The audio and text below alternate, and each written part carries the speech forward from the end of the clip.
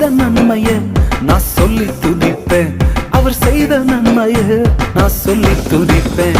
அவர் என்னோடு இருந்தா ஒரு சேனைக்குள் பாய, அவர் என்னோடு இருந்தா ஒரு மதில தாண்டுவேன். இயேசு என்னோடு இருந்தா ஒரு சேனைக்குள் பாய்வேன். அவர் என்னோடு இருந்தா ஒரு மதில தாண்டுவேன்.